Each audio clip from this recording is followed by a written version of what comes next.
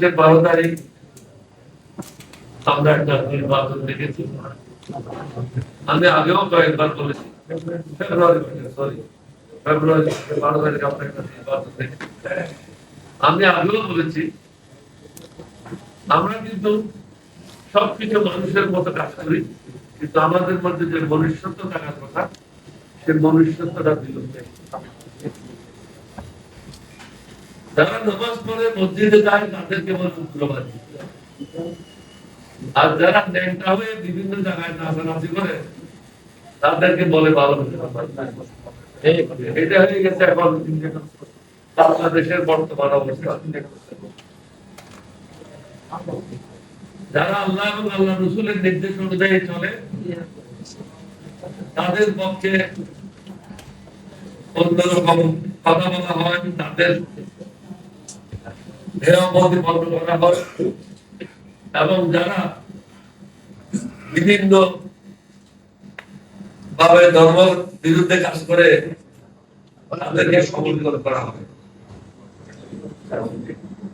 বিগত নির্বাচনে যেটা আমরা দেখেছি, উপর থেকে নিচে, আমি আগেও বলেছি ইউনুস জাতির সাথে একটা বেইমানি করবে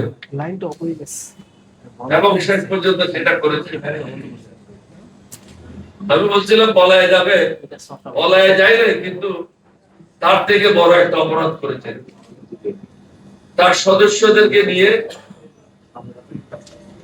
বিদেশের প্রেসক্রিপশনে একটা নির্বাচন করেছে, যে নির্বাচনে জনগণের আশা আকাঙ্ক্ষা প্রতিফলন হয় নাই। জনগণের উদ্দেশ্যে একটা কথা বলবো, নির্বাচন যখন আসে তখন আল্লাহ থাকে না, রসুলও থাকে না, সব টাকার উপরে চলে যায়।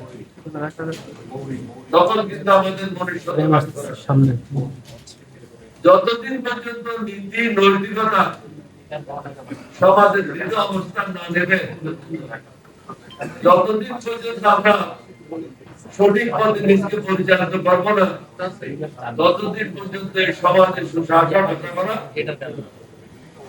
অবান্ত। কারণ আপনি বাগান গাছ লাগাবেন, ওখানে কলা খেতে যাবেন, এটা হবে না। আপনি মার্কায় ভোট দিলে হবে না, আপনাকে ভোট দিতে হবে উপযুক্ত ব্যক্তিকে।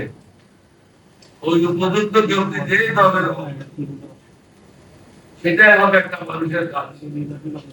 কিন্তু আমরা এই নির্বাচনে দেখেছি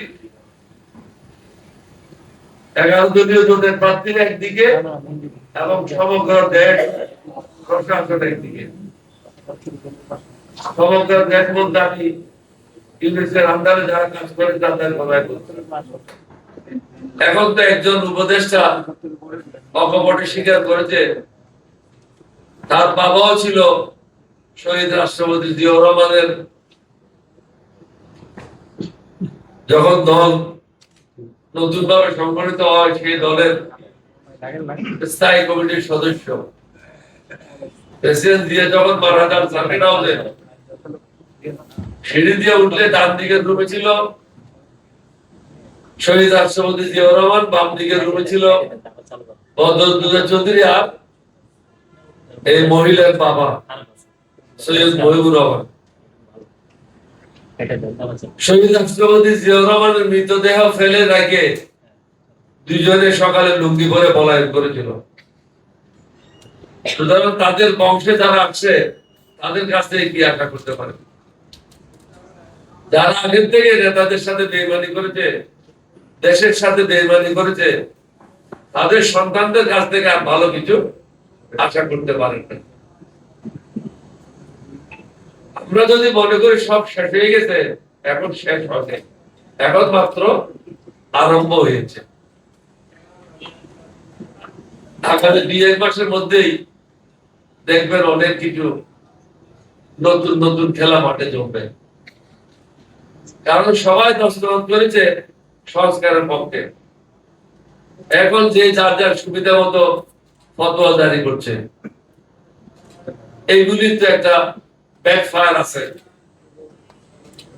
এটা ফলাফল তো আসবেই। জনগণ হয়তো অনেকে মার্কা দিয়ে ভুল করেছে, ভোট দিয়েছে, কিন্তু এক সময় কেউ চিন্তা করবে আমার ছেলে মেয়ের জন্য বাংলাদেশটা তো আর নিরাপদ জায়গা না। আমার তো হয়তো টাইম শেষ, কিন্তু আমার বংশের জন্য তো নিরাপদ না। আমাদেরকে দেখতে হবে বাংলাদেশ সুশাসন কিভাবে আছে এবং সত্যের পথে থাকে, ন্যায়ের পথে থাকে, এবং এটা একটা গরিব মেহনতি মানুষদের জন্য ন্যায় বিচার যেন সমানভাবে পায়। এখন বড় লোকেরা বিচার পায়, গরিবদের জন্য কোনো বিচার নেই, কোন জায়গায় গরিবদের কোনো জায়গা নেই। কিন্তু গরিবেরা এবার ভুল করেছে, মার্কা থেকে ভোট দিয়েছে।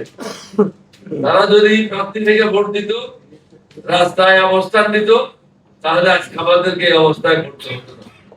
যা হোক, এখন আমাদের কিছু করার নেই। যাদের হাতে কুড়াল আছে তারা নিজের পায়ে মারবে, অপেক্ষা করেন, মারা শুরু হয়ে গেছে। কিছুদিনের মধ্যে আরো অনেক নতুন নতুন খেলা দেখবেন। আমাদের কিছু করতে হবে না। যারা ভুল পথ দিয়ে আসবে, ভুল পথে তাদেরকে আবার দেখতে হবে।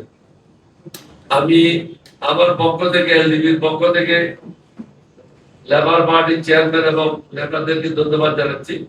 আপনাদের সাথে কিন্তু আমার একটা ঐতিহাসিক সম্পর্ক ছিল, যেটা এই রাজ্যেও জানে না। আমরা যখন বঙ্গবন্ধু থেকে সিদ্ধান্ত নিলাম নতুন রাজনৈতিক দল করব, রাজনীতি করব, তখন কিন্তু মৌলানা মতিন ছিল আমাদের নিত্যদিনের সঙ্গী। যেখানে আমরা যাইতাম, মৌলানা মতিন আমাদের সাথে, কেউ থাকুক না থাকুক, মৌলানা মতিন কিন্তু আমাদের সবসময় সাথে থাকতো।